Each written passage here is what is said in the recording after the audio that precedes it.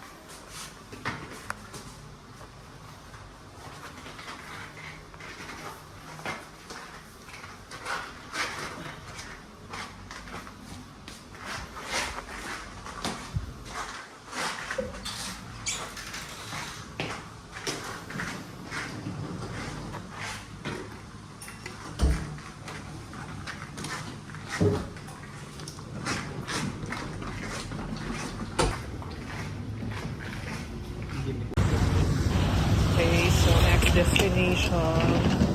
Punta tayo ng ibang hostel. Pero near lang naman siya. Like 7 minutes walk from here. Yung reason kung bakit maglilipat ako ng ibang hostel, hindi sa... Well, budget-wise, yes. Pero ito kasing unang hostel na pinuntahan ko. Nag-offer kasi sila ng 24/7 na open sa reception. So, at that time, ang arrival ko dito sa Thailand, madaling araw. So, para hindi na ako mag-antay sa lobby, ganun, or sa reception area bago ako makatulog or makapunta ng bed or makatulog sa bed. Kaya, ayun, kinuha ko siya. And at the same time, very cheap kasi siya eh. Kasi if doon sa lilipatan ko ngayon, 6 days ako doon, parang abutin din ako ng 8K or 7K. So, ang ginawa ko, 3 days ako dito sa Forgotten Hostel. Sami doon. Chinese naman.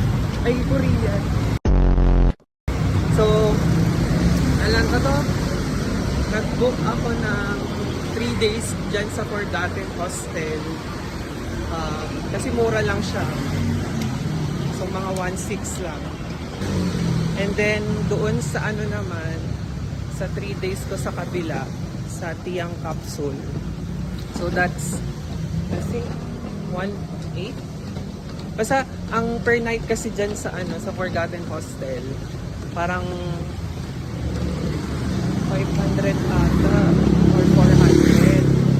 Tapos dyan naman sa Tiang Capsule, nasa 600 to 700 pesos per night. Ayan, so I suggest guys na if nagtitipid kayo going here sa Thailand, lalo kapag solo travel, dyan, try nyo dyan sa Forgotten Hostel. Mura lang yung per night nila. Ang maganda yung facilities nila. Very chill lang siya.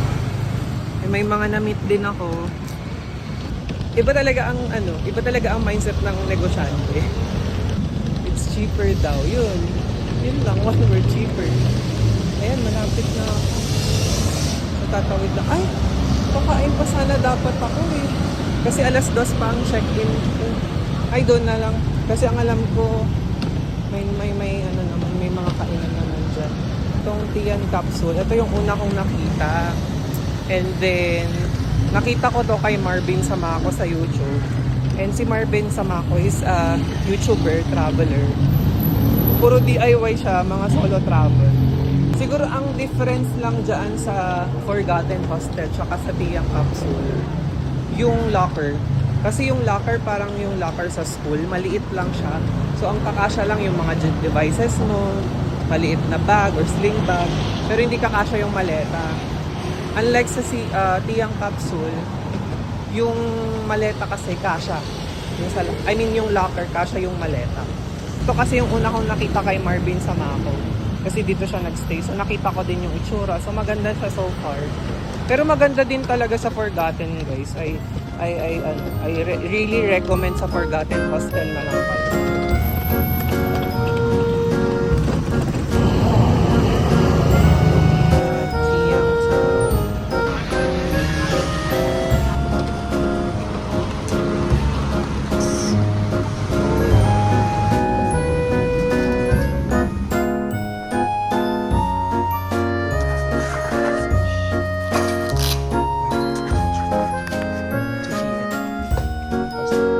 Ayan, so ayun nga, mamaya pa yung check-in natin, 2 p.m. So nag-try ako magtanong if pwede ng early check-in, pero hindi pa daw pwede kasi naayos pa nila at nililinis pa nila yun. So maghahanap na lang tayo dito somewhere ng kainan. So mag-lunch muna tayo. Iniwan ko muna yung luggage ko and then dinala ko lang ito. Kasi nandito yung iba kong mga important na documents. Na tayo. Ay, parang dun sa kabila yun. Let's see. Kanina, may binili akong for my breakfast. Hindi ko siya nagustuhan. Medyo malansa yung luto. So far, ang experience ko tayo sa Thailand, maganda siya. Pero the food, yun yung wala pa akong masyadong nakahanap na maayos na food so far. Na hindi marunong maghanap ng pagkain. Kaya siguro, ayan, meron dito oh. Yan, meron dito. Ano to, mga chicken noodles, pork with basil, fried rice. Actually, masarap yung fried rice nila, guys. Masarap naman. Siguro ako lang talaga yung problema. Ayoko mag-noodle soup. Gusto ko mag-rice. Dito nga eh, parang madaming nag-i-eat. Check na.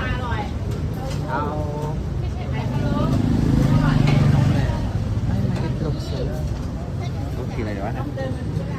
Alam mo, minsan ang hack ko, kung ano in-order ng mga locals, yun na lang din in-order ko. Wait lang guys, sa order lang. Okay, so ito yung mga in-order natin. So, parang pork to, and then egg, and then may soup din sila. So, that's 90 baht lahat. So, try natin. Hopefully, masarap na to kasi yung mga locals dito sila kumakain. And ito yung in-order ng mga locals kanina habang nasa pila ako. Let's taste this, guys. Lobat na rin ang soup. Oh, pagkak ng soup.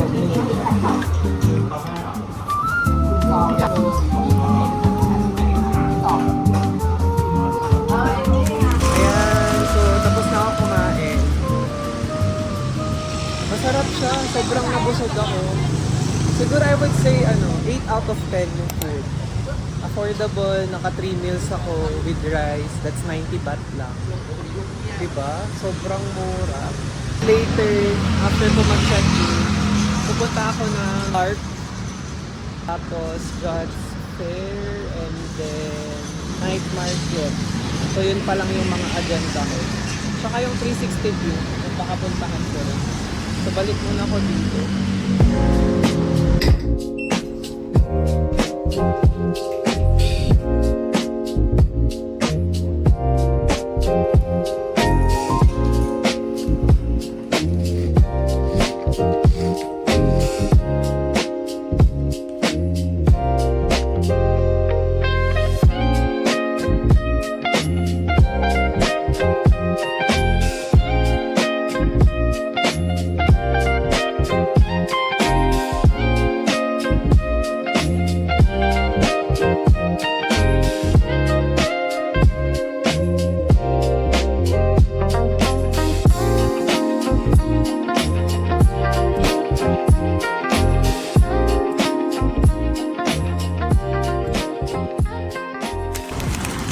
Ayan, so kakatapos ko lang magligpit ng gamit ko doon. So niligpit ko muna, tinied up ko muna lahat.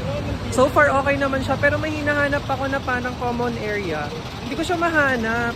I-check ko yun mamaya, pero yun, lumabas na muna ako kasi sayang naman yung oras. Ilang araw na lang ako dito. Wala pa ako masyadong nalilibot. So kailangan natin maglibot-libot na. So magsiseryoso na tayo, tapos na pag-chill. Ayan. So, pupunta tayo ng Manhakon. Malapit lang naman dito. 12 minutes walk from my hostel. Ayan. So, dyan tayo pupunta. So, yan. Let's go. Let's go.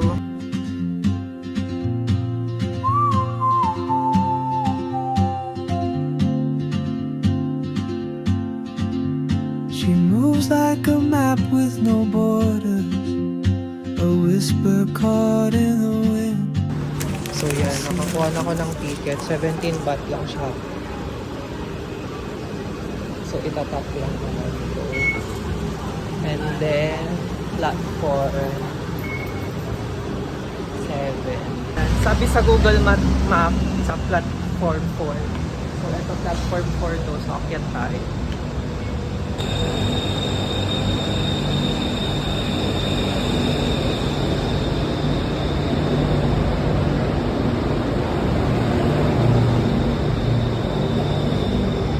Ayan, so guys, kapag pagbaba ko kanina, hinanap ko yung exit 2. So always note, kapag sumasakay kayo ng train, i-check nyo yung Google Maps kung saan kayo mag-exit. Ngayon, umexit ako dito, pinakita ko McDo. So, bibili ako ng McDo, i-take out ko na lang, tapos kakainin ko doon sa park.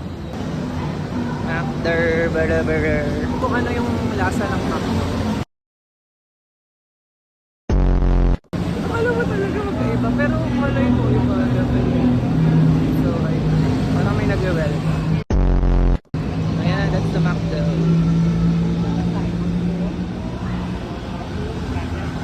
So, let's go!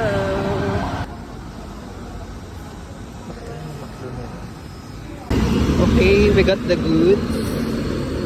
Punta na tayo ng park.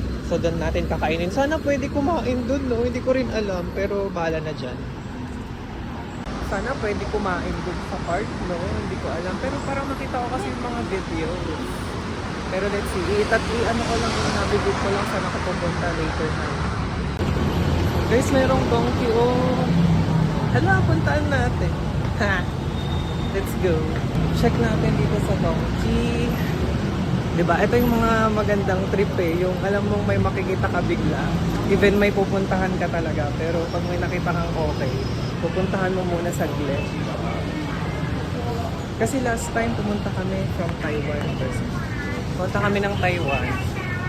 So nag-donkey kami. Ang daming goods. Tapos doon din ako bumili ng mga pasalubong. Oh my gosh. May mga ramen sila. Ay my God. Meron pala dito. Yan. Tapos dito rin ako bumili ng mga pasalubong. Kasi si Tito, mahilig magluto sa bahay. So, nagpapabili siya ng mga condiments. So, last time nung nag-Taiwan kami, bumili ako ng mga condiments. So, dito, bibili rin tayo kung may makita tayo. Buti na lang talaga nagdala ako ng bag. Look at those. Ayan. Ko na video, pero nag-test ako ng udon. Favorite ko to, udon soup. So, tinaste ko kanina. So, buti na lang nagbebenta sila. 79 baht. So, kumuha ko ng dalawa. Tapos, binigyan ako ni ate ng free na, hindi ko alam kung ano to, sprinkle ko daw after maluto yung udon soup. Excited! Excited na kayo eh. Alam mo, maganda yun. May mga pa-free taste sila para alam mo kung anong lasa, ganyan. Ang saya. Nakadalawa na ako. Hindi ako nag-hesitate na bilhin siya kasi alam ko kahit hindi ko pa siya nalalasahan. Udon, perfect talaga udon.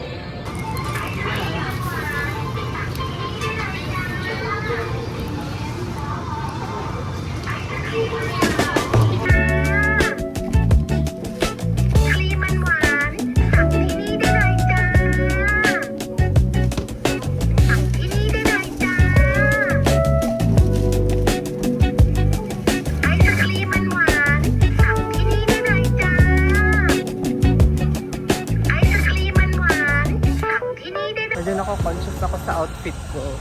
Yan kasi yung outfit ko. Pero tas yung mukha, yung buhok na haggard na. Medyo mainit na kasi kanina makulakad lang nakakad. Hindi tayo magpapatalo. Face card, go!